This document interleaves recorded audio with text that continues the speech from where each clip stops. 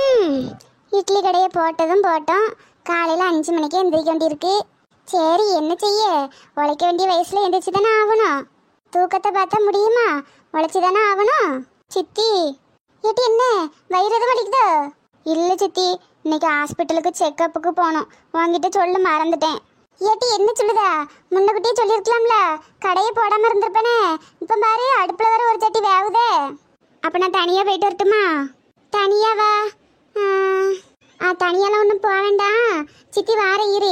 நீ வீட்டில் போய் இந்த ரிப்போர்ட்லாம் இருக்கும்ல, அதெல்லாம் எல்லாம் கரெக்டாக இருக்கான்னு எடுத்து வை. நான் யாராவது வந்தவனா ஆள் மாற்றி விட்டு வரேன். சரி சித்தி. இந்த நேரம் பார்த்து யாராவது வந்தால் நல்லா இருக்குமே. ஒரு 10 நிமிஷம் கடையை பார்த்துடுங்கட்டு சொல்லிட்டு ஆஸ்பத்திரிக்கு கொண்டு போய் விட்டுட்டு கூட ஓடி வந்துடலாமே. மறுபடியும் அவள் செக்கப்பெல்லாம் முடிச்சுட்டு ஃபோன் பண்ணால் கூட மறுபடியும் ஓடி போய் கூட்டு வந்துடலாம். யார் வருவா? கண்ணு கட்டின தூரம் வரைக்கும் யாரையும் காணுமே. சரி மணி ஒரு 9:30 தானே ஆகுது. 10 மணிக்கு போல் ஆஸ்பத்திரி கூட்டு போவோம். அது வரைக்கும் யாராவது வரவலான்னு பார்ப்போம். வரலன்னா அவளத்தையும் தூக்கி வீட்டில் வச்சுட்டு மறுபடியும் ஆஸ்பத்திரி கூட்டு போயிட்டு வந்து என்ன செய்ய, சாயந்தரம் தான் கடையை போடணும். நேத்து நைட்டு கனவுல கடவுளோட மடியில பேய் ஒண்ணு படுத்திருக்கு பார்த்தேன். ஏன் நேத்து நைட்டு கனவுல கடவுளோட மடியில பேய் ஒண்ணு படுத்திருக்கு பார்த்தேன். ஏட்டி ஏட்டி ஒரு நிமிஷம் ஆடதை நிப்பாட்டேன். இக்க இன்னைக்கு வியாபாரம்லாம் எப்படி போச்சு? அது இருக்கட்டுட்டி, அது என்ன பாட்டு? நேத்து நைட்டு கனவுல கடவுளோட மடியில பேய் படுத்திருக்கா. ஏட்டி என்ன சொல்லுதா, கனவுதான் கண்டியா? வேப்பில் அடிக்கணுமா? வேப்பிலையும் அடிக்காண்டா துருநூறும் அடிக்காண்டா, அது ஒரு பாட்டு. என்ன சொல்லுதா? இப்ப இப்படி இல்லாம பாட்டு எழுத ஆரம்பிக்காவோ? அந்த காலத்துலலாம் மாரி எம்மா மாரி எம்மா அப்படின்னு கடவுள் பாட்டு தான் வரும். இப்ப என்ன கடவுள் மடியிலேயே பேய் படுத்து இருக்குன்னு சொல்லுதா? இக்க அதெல்லாம் உங்க காலம், இது எங்க காலம். சரி எந்த காலமா இருந்துட்டு போட்டு, எல்லாம் வசந்த காலம் தான். ஏட்டி ஒரு 10 நிமிஷம் கடையை பார்த்துக்கியா, இந்த பிள்ளைய ஆஸ்பத்திரி செக்கப்புக்கு கூட்டு போயிட்டு வந்துடுறேன். 5வது மாசம் ஸ்கேனக்க? ஸ்கேனெல்லாம் இல்லட்டி, ஸ்கேனெல்லாம் போன மாதம் எடுத்தாச்சுல. ஏதோ செக்கப்பு மாதம் செக்கப்புக்கு போகணுமாமே. காலையிலே சொல்லாமல் இப்போ வந்து சொல்லிட்டு போகிறா. ஒத்தையில் உடையும் மனசு வரல. எங்கேயும் மைக்கடிச்சு விழுந்துட்டான்னு என்ன செய்ய? ஒரு 10 நிமிஷம் பார்த்துக்கட்டி நான் போயிட்டு வரேன். சரிக்கா, 10 நிமிஷம் என்ன, உங்களுக்காக எத்தனை மணி நேரம்னாலும் இந்த கடையில் இருப்பேன். நீங்கள் பார்த்து போயிட்டு வாங்க. ஏட்டி பார்த்து பத்திரம் சரியா? காக்காய் தான் வந்துடா மாட்டி பார்த்துக்கட்டி. நான் பார்த்துக்கிடுறேன்க்க. ஏட்டி அப்புறம் அந்த அடுப்பில் வச்சு இட்லி பாத்திரத்தை ஒரு இன்னொரு 5 நிமிஷம் கழிச்சு இறக்கிறேனே. திறக்காத, உடனே திறந்துடாத, ஆவி அடிச்சிடும். ஒரு 10 நிமிஷம் போகட்டும். சரிக்க. அப்புறம் இன்னைக்கு வடை சட்னி எதுவும் வைக்கல பத்துக்க, இட்லியும் சாம்பார் மட்டும்தான். அதனால என்ன பண்ணு, வரையிலுக்குலாம் இட்லி சாம்பார் எவ்வளோ கேட்டாலும் ஊத்துனே. சரிக்க. ஏட்டி அப்புறம் பேசாட்டிக்கு நீங்கள் கடையிலே இருங்க, நான் போய் அவளை செக்கப்புக்கு போயிட்டு கூட்டு வரேன். சரி சரி எதுவும் சொல்லலை. எப்போ பார்த்தாலும் இட்லி சாம்பார். மல்லிகைக்காக்கு என்னாச்சு? நல்ல புளியதொரை, அப்புறம் லெமன் சாதம், தயிர் சாதம்லாம் போடலாம்ல காலையில் சாப்பிட்றதுக்கு. இந்நேரமும் இட்லி வச்சா யார் வாங்குவா? நல்ல ரேஷன் அரிசி கிடைக்குதுன்னு ஆட்டி இட்லி போடுதாவோ போலையே. 1 மணி நேரத்துக்கு பிறகு ஐயே, என்ன இது ஒரு காக்காவை கூட காணோம். இது சரிபட்டு வராது. அன்னாடு இட்லியை கொண்டு போட்டா யார் வருவா? இதை எப்படியாவது மாற்றணுமே. இன்னைக்கு மல்லிகைக்கா ஆஸ்பத்திரி போயிட்டு வர்றதுக்குள்ள அவங்களுக்கு ஒரு இன்ப அதிர்ச்சி இருக்கணும். ஆமாம், என்னன்னா கல்லாவட்டி நிறைய நிறச்சி வச்சிடணும். அவ்வளவு இட்லியும் விற்று எப்படியாவது கல்லாவட்டி நிறைய நிறச்சி பணமாக வைக்கணும். அதுக்கு நம்மளால் முடிஞ்சதை ஏதாவது ஒரு எஃபெக்டை போடணுமே. என்ன போடலாம்? சாமியோ, காக்கா வாங்கிடுத்தீங்களா? அட பாவிகளா, கோழி வித்தியோ வாத்து வித்தியோ, இப்போ என்னன்னா காக்காவையும் விற்க ஆரம்பிச்சிட்டியலா? இது சாதாரண காக்கா இல்ல சாமியோ. ஆமாம், சாதாரண காக்கா இல்லை, அண்டங்காக்கா. அப்படி இல்ல சாமியோ, இந்த காக்காவை மட்டும் நீ சூப் வச்சு குடிச்சிருந்தா நல்ல உடம்பு ஜும்முன்னு இருக்கும்.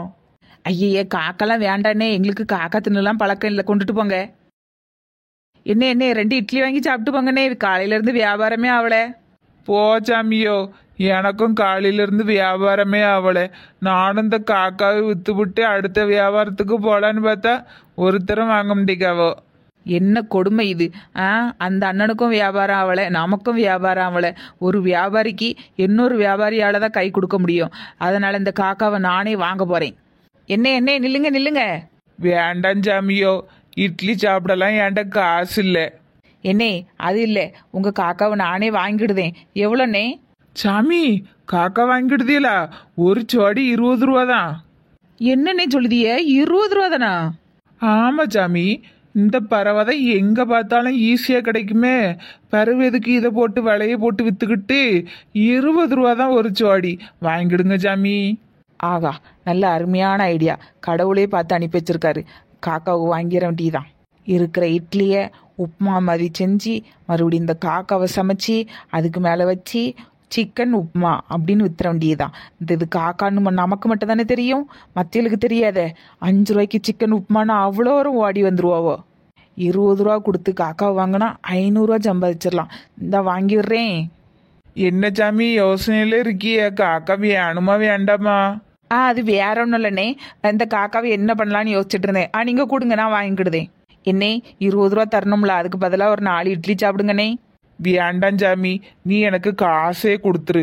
என்னே அப்போ ஒன்று பண்ணுங்க, வியாபாரமே ஆகலைண்ணே. நீங்கள் வேணால் கள்ளப்பட்டியை வேணா பாருங்கண்ணே, வியாபாரமே ஆகலை. ஒரு 20 நிமிஷம் கழிச்சு வந்தீங்கன்னா நான் உங்களுக்கு 20 ரூபா மேலே ஒரு 10 ரூபா வச்சு 30 ரூபாயா கொடுத்துட்றேன். சரி சாமியோ, வடக்கு தெருவில் ஒரு வேப்ப மரத்துல காக்கா குஞ்சு போட்டிருக்குன்னு கேள்விப்பட்டேன். நான் போய் அதை ஒரு 8 பார்த்துட்டு வந்துருந்தேன். நீ அதுக்குள்ள எனக்கு ஒரு 30 ரூபா ரெடி பண்ணி வச்சிரு எப்படியாவது. சரிங்கண்ணே சரிங்கண்ணே, ஒன்றும் அவசரம் இல்லை, பொறுமையாக வாங்க. ஆகா, நல்ல காக்கா. இதை அப்படியே என்ன பண்ணுதோம்னா அந்த நெருப்பில் போட்டு சுட்டு எடுத்துட்டு அப்புறம் இதை நடுவில் கத்தி வச்சு கிழிச்சி கொஞ்சோண்டு உப்பு அப்புறம் காரத்துக்கு 2 மிளகாவை தடவி மறுபடியும் அதை சுட்டு பரட்டி எடுத்தோம்னா நல்லா அருமையாக இருக்குமே. அதுக்கப்புறம் என்ன, 1 மணி நேரமாக இந்த விற்காத இட்லியெல்லாம் உறுத்து போட்டு இந்த சாம்பாரை உள்ள ஊற்றி கலக்கி உப்புமா மாதிரி செஞ்சு அதுக்கப்புறம் இந்த காக்கா இருக்குல்ல அது தலையும் காலையும் மட்டும் வெட்டி தூர போட்டுட்டு கொஞ்சம் கொஞ்சம் பீஸ் அப்படியே வச்சு சிக்கன் உப்புமான்னு வித்துற வேண்டியதுதான். எப்படியோ மல்லியக்கா வர்றதுக்குள்ள இந்த கல்லாப்பட்டியை நிறச்சி வைக்கணும், அதுதான் நம்ம டார்கெட்டு. ஐயோ பார்க்க நல்லா அழகா இருக்கு. சரி என்ன செய்ய, நமக்கு வியாபாரம் தானே முக்கியம். தூக்கி நெருப்பில் போடுவோம். நல்லா கொழுந்துட்டு எரியுது. மல்லியக்கா 5 ரூபாய்க்கு 2 இட்லியும் நிற்காவோ. நம்மளும் அதேமாரி வியாபாரத்துக்கு ஏற்ற மாதிரி ஒரு பிளேட்டு சிக்கன் உப்புமா 5 ரூபான்னு போட்டுற வேண்டியதுதான். அப்போ தான் நல்லா கூட்டம் நல்லா அலமோதும். இன்னைக்கு நடக்கிற வியாபாரத்தை பார்த்துட்டு இனிமேல் டெய்லியும் மல்லியக்கா நம்மளை கடையில் வைக்கணும். ஆமாம், அதுக்கப்புறம் நம்ம டெய்லி அவளுக்கு இந்த மாதிரி ஏதாவது புது புது டிஷ்ஷாக செஞ்சு கொடுக்கணும். நல்லா கல்லாப்பட்டியும் நிறச்சி வைக்கணும். பாப்பா ஆவும் மல்லியக்கா. வெந்திருக்கோம் எடுத்து பார்ப்போம். நல்ல மனமாக தான் இருக்குது, பரவாயில்லையே. இது ஒரு சிக்கன் மாதிரி தான் இருக்குண்ணே, சின்ன சிக்கன் இதுக்கு பேர். ஆமாம், நான் வச்சுருக்கேன். சரி, யாரும் பார்க்க முந்தி இட்லியெல்லாம் உறுத்தி போட்டு சிக்கனையும் பிச்சு போட்டு உப்புமா பண்ணிடுவோம். காக்கா முட்டை வாங்கம்மா வாங்க. 5 ரூபா பிரியாணி, 5 ரூபா பிரியாணி, காக்கா பிரியாணி. ஐயோ கடவுளே, அவசரத்தில் காக்கா பிரியாணின்னு வளரிட்டமே, யாருக்கு அதுலேயும் விழுந்திருக்க கூடாது. வாங்க ஐயா வாங்க, வாங்கம்மா வாங்க. 5 ரூபா பிரியாணி, சுவையான பிரியாணி, சூடான பிரியாணி, சிக்கன் பிரியாணி இதோ உங்களுக்காக. சரி, எல்லாரும் வரமுந்தி இந்த இட்லியெல்லாம் உறுத்தி போட்டு உப்புமா பண்ணிடுவோம். பரவாயில்ல, சாம்பார் நல்லா மணமாக தான் இருக்குது. இந்த இட்லியும் சாம்பாரும் சேர்த்து போடச்சில கொஞ்சம் நல்லா வந்துடும். பிறகு அந்த 2 கறி நல்லா இருக்கும் போலையே. இப்போமே எனக்கு நாக்கில் எச்சு உறுதி. ஐயோ காக்கா பிரியாணி எப்படி இருக்குமோ தெரியலையா. இல்லை காக்கா பிரியாணி இல்லை, காக்கா உப்புமா. இந்த சாம்பாரை நல்லா கைவிட்டு கலக்குன்னு கலக்கணும். ஏன்னா அடியில் பருப்புலாம் இருக்கும்ல, அப்புறம் கண்டுபிடிச்சிருவோம். பருப்பு இருந்ததுன்னா எடுத்து ஒரு ஓரமாக வச்சுட்டு சாம்பாரை மட்டும் உள்ளே ஊற்றணும். அதுக்கப்புறம் இந்த இட்லியை நல்லா துண்டாக பிச்சு போடணும். ஆமாம், நல்லா தூளாக நொறுங்குற மாதிரி பிச்சு போடணும். எப்படியோ ஒரு வழியாக ரெடி பண்ணியாச்சு, யாரும் பார்க்கல. அதுக்கப்புறம் என்ன பண்ணுதோம்னா இந்த இருக்குல 2 காக்கா இதை துண்டாக பிச்சு அப்படி மேலே வரசனாப்பில் போடுதோம். எல்லாருக்கும் ஒவ்வொரு துண்டு கிடைக்கிற மாதிரி. அப்போ தானே ஒரு பிளேட் 5 ரூபா கரெக்டாக இருக்கும்லா. இப்போ தான் பார்க்க அந்த காக்காவே அழகா இருக்கு. சரி, எல்லாரையும் கூவி கூப்பிடுவோம்.